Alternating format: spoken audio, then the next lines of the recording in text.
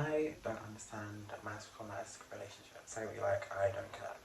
Some of my closest friends actually masc gay men. So you can't call me a hater or anything because I have them.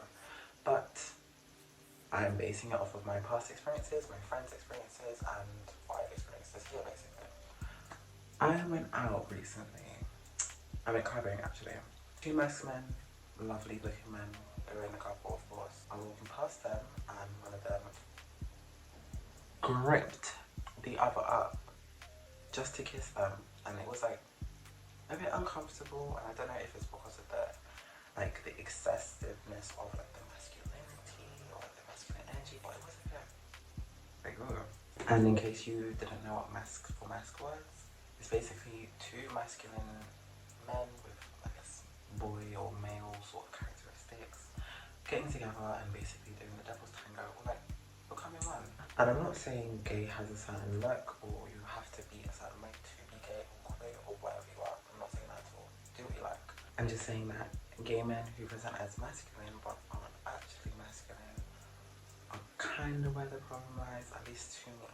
And let me land. Okay, so group of gay guys, a group of gay masculine presenting gay guys. It's completely fine. All nice. But when they're in the group, they're talking with the she's. They have the gay voice, like my voice. They're just comfortable there with the vocals and stuff. They're all doing all that sort of stuff, right? But when they're around some sort of trade or something, they kind of switch up to the masculine sort of, oh, I like football, I like video games, I do this, I do that, or girls, all that sort of stuff, do you know what I mean?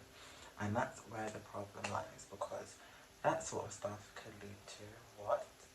Internalized homophobia. Or that stuff could be a sort of internalized homophobia because you feel like you can't really be yourself around certain types of people, which is kind of sad. It feels like in that sort of instance, femininity or anything that's associated with femininity is kind of looked down upon. And that could literally just be because they have both sorts of energy, which is also possible. That's also something that's possible.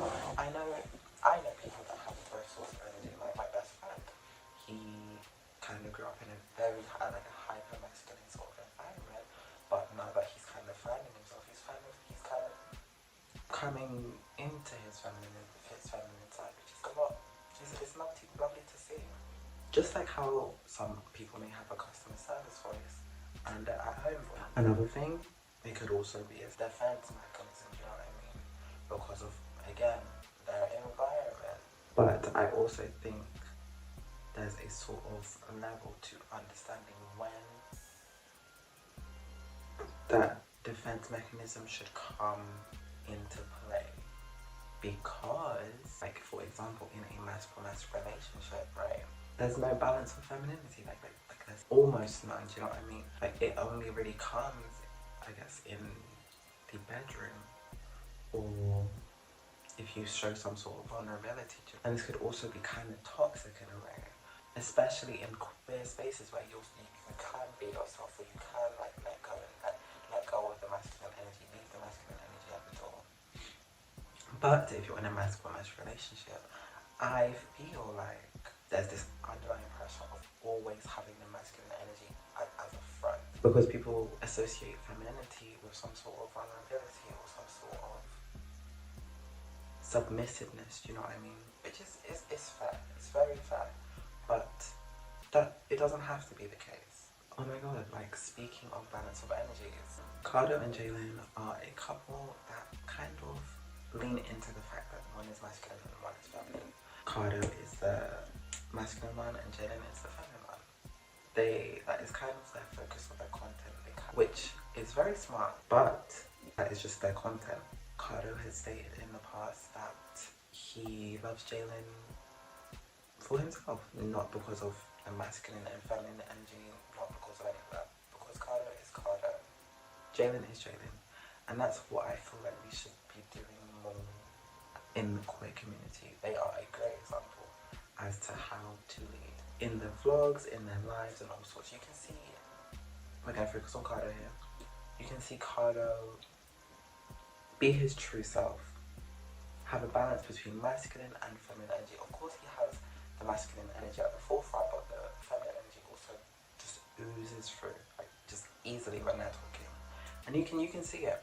Cardo has a sort of relaxed feeling to him because Jalen allows him to do that, and that's because Jalen has a sort of nurturing femininity, which is kind of missing from a successful mass relationship, at least in my opinion. There's a clear balance of energy, like in their relationship, that they actually are able to play into on their social media. They're literally able to make money off of it, like, which makes them like more authentic. Whereas in a relationship between two Masc men, there's sort of some feeling of fetishization, like both on social media, between the couple, when they go out, all of that sort of stuff. Like, for example, if you go to a Masc for Masc couple's Instagram, Twitter, in the comments you'll see people be like, oh, what's the Twitter? Oh my gosh, have you seen that Twitter? Like, do you know what I mean? It always has to be some sort of, it always has to be something to it, do you know what I mean? And with relationships like Cardo and Jalen, you don't get that. Also, when it comes to social media, why is there sort of a difference in support when it comes to a masculine presenting gay guy doing more feminine things than like a feminine presenting gay guy who is actually feminine through and through? Like, for example, you know those guys that have recently been trending because they're wearing skirts and stuff, but they keep a sort of masculine aura, or like they masculinize, if you want to call it that, the skirts and stuff. There have been countless feminine presenting guys who have worn skirts on Instagram, TikTok, whatever and stuff, and they've got some sort of hate, fetishization, backhanded comments or whatever from whoever's commenting, which is completely fine. Any engagement is good engagement in my opinion, but when we compare it to those sort of guys, the guys that are wearing the skirts but are also like just masculine presenting, why is it that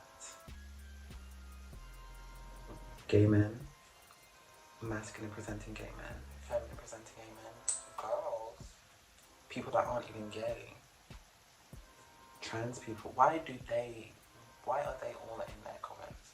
But when it comes to feminine guys doing it, there's some sort of fetishization happening.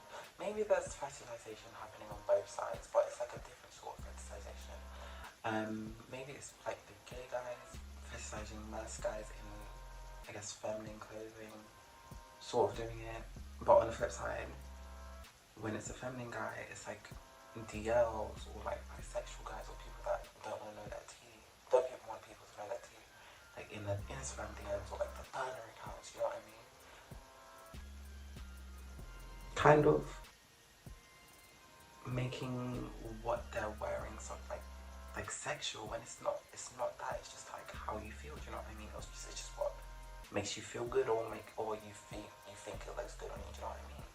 The point that I'm trying to get to here, right, is why exactly is true femininity that's like in your bones, deep rooted in you, why is that rejected by the queer community? Gays, girls, trans, whatever you want to call it. Maybe even the straight world, because they don't really get the support unless it's like close friends. You know what I mean? Like gay feminine men don't really get the support unless it's like their close friends or like other gay feminine men. But when it comes to performative femininity or femininity when it's convenient or trendy, it's sort of celebrated in a way, or it's sort of seen as, oh, that's